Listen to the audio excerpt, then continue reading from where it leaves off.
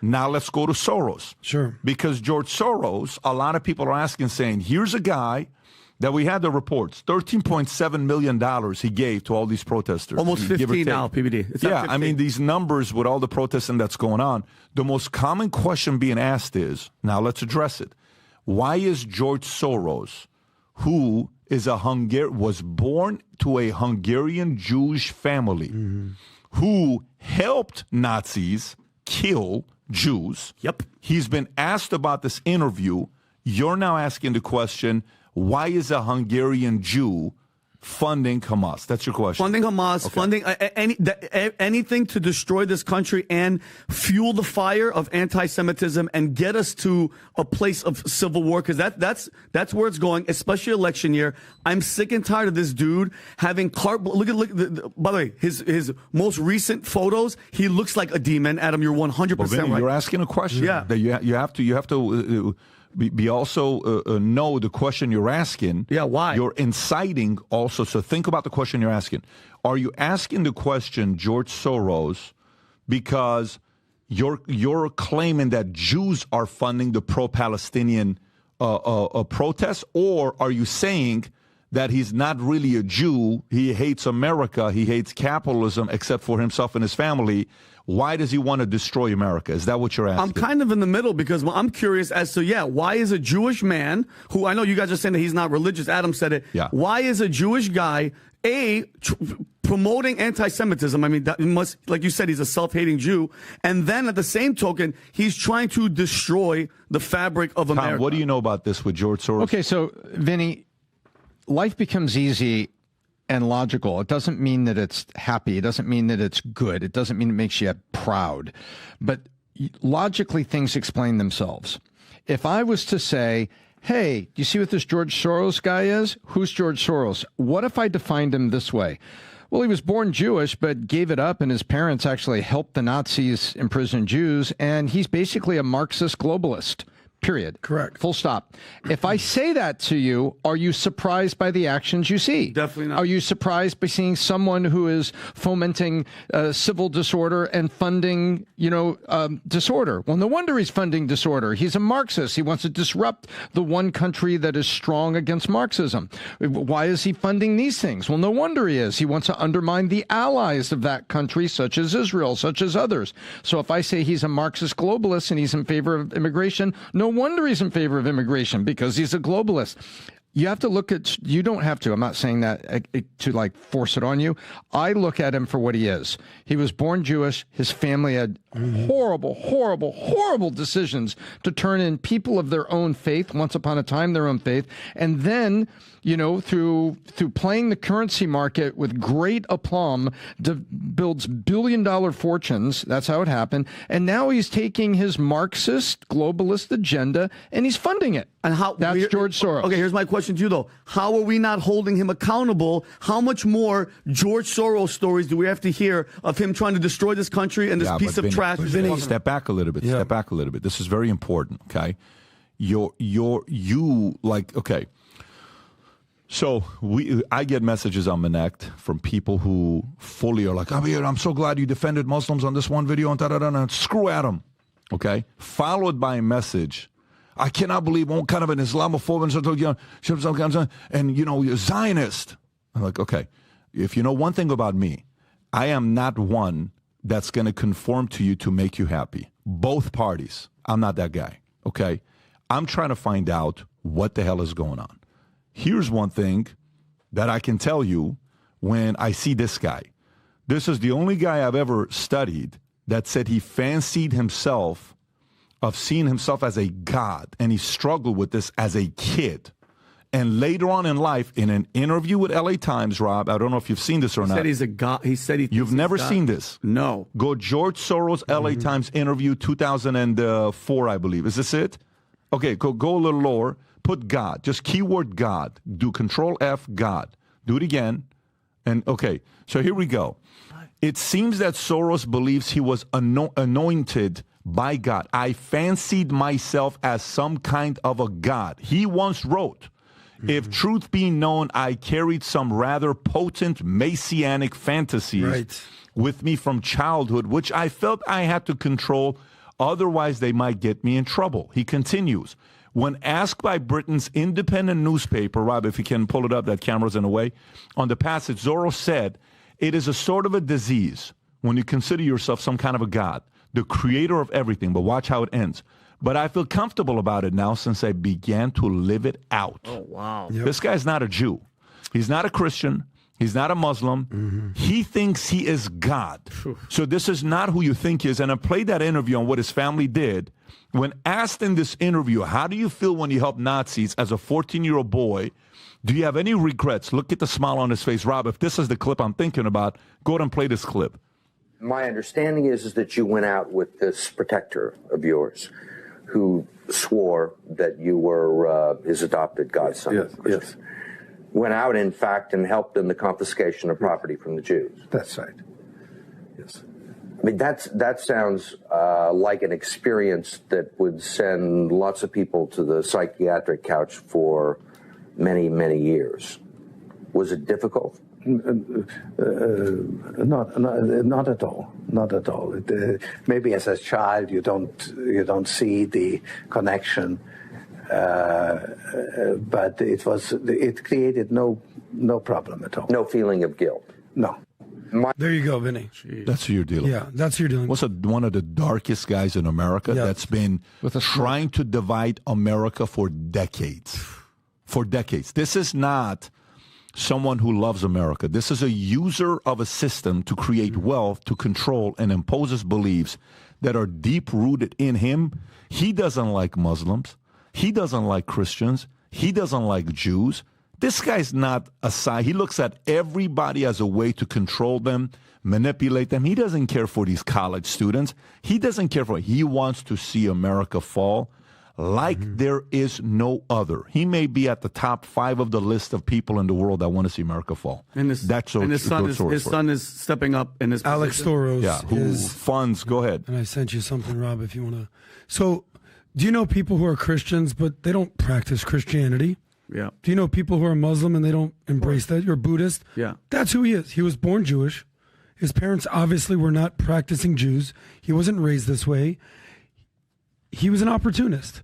To save his life, he said, I will gladly kill and turn in whoever I need to do. And whatever I need to turn in, that's who he is. He's an opportunist. He said, and you can find this article, he said, I am not a Zionist, okay? And I'm not a practicing Jew. His quote. So he doesn't, what's the definition of Zionism? Zionism is very simple. The belief that Israel has a right to exist as a country. I believe that Israel has a right to exist. So by definition, I'm a Zionist. George Soros is not. George Soros is a Marxist, ironically capitalist. He makes money to seed destruction wherever he can go. And it's not just in America. He brought down the Bank of England. That's where he made his money. That's where he made his billions. I don't even know if he's allowed in Hungary, to be honest with you. Is he an American, he's an American citizen? I don't even know what he is. He's a global citizen when you're a billionaire like this. Yeah. I believe the president of Hungary, Viktor Orban, I don't think he's allowed in the country. Yeah. He's a demon. Perfect. And I don't mean like possessed by the devil. No. He has a God complex, a Messiah complex. He believes he can do whatever he wants. And when you have that type of money, you can do whatever you want. And this is why Pat always criticizes the lazy Republicans or the lazy libertarians. Go put money where your mouth is, because this piece of shit is. Yeah. You've heard of one world government? Yeah.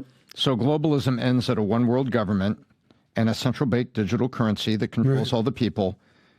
Who do you think he thinks should be the leader of that one world government? Him. Right. Yeah. Well, he's going to be, there it is. Hungary approved Stop Soros law. He's not allowed in his own country. This is the type of person, but he's allowed here to sow discord in America. You ever watch his documentary? No.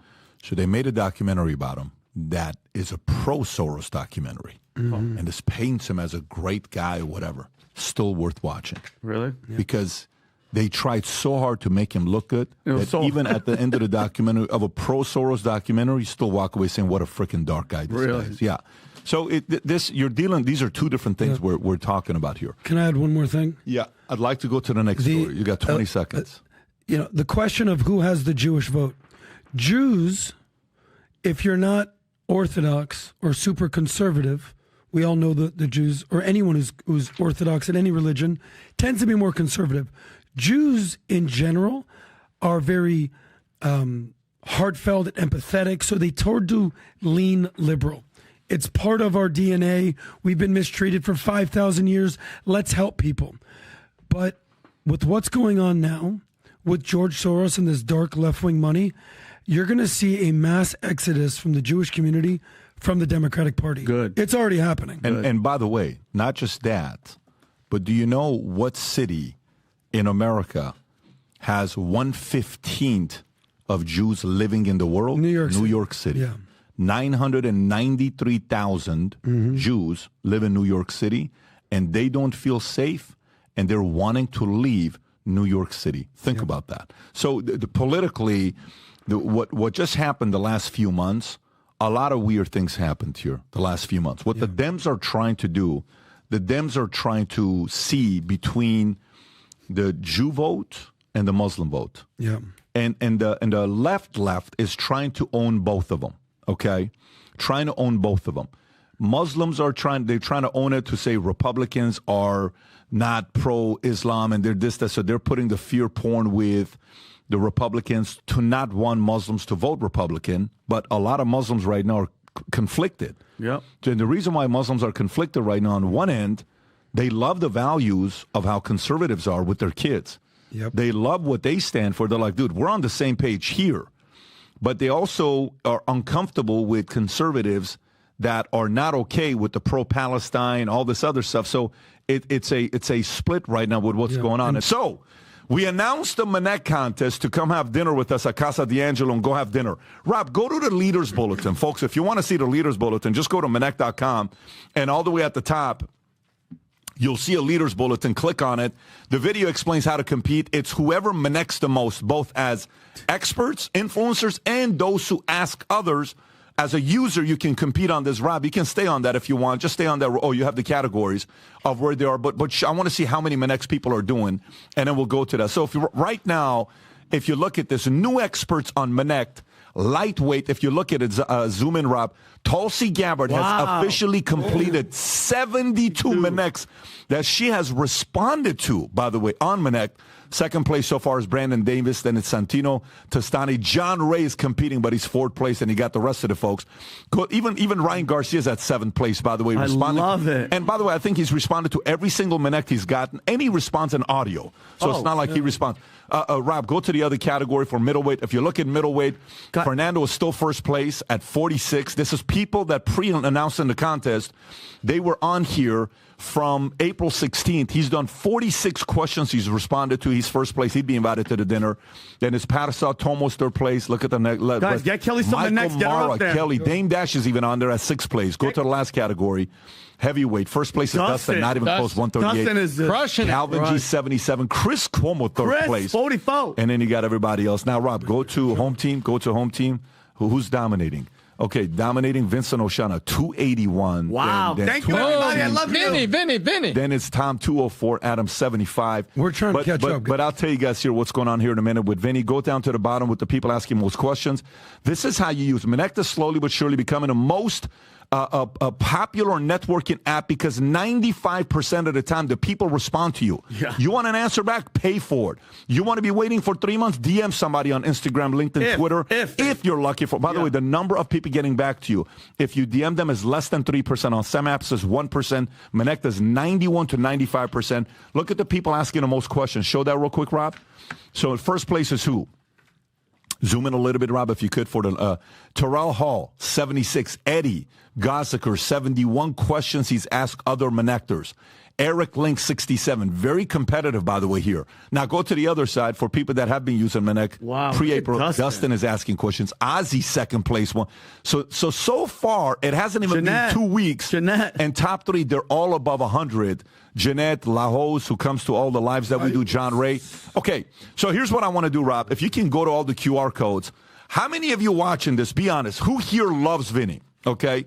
Who here loves Vinny? I do. If you love Vinny, Today is Vinny's birthday. Good man. Good okay, man. Tomorrow is birthday, but today's Mario, and tomorrow we're not doing a podcast tomorrow. Yeah. So listen, today, tomorrow, if you love Vinny, you want to wish him a happy birthday, go on here, connect with him, send him some love. Wish him a happy birthday. I'd like to see him get 200 plus Maneks today to cross 2,000. I'd like to see him get that. Send him some love. At the same time, you can connect Adam, myself, or Tom.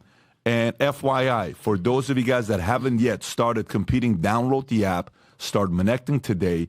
Right now, if it ended today, Rob, can you go to the flyer showing who the top people are right now? We're going to give away belts, by the way. Really? The lightweight champion would have been Tulsi if it's today. Tulsi. Okay, the middleweight champion would be Fernando if it ended today. Heavyweight would be Dustin. The home team would be Vinny.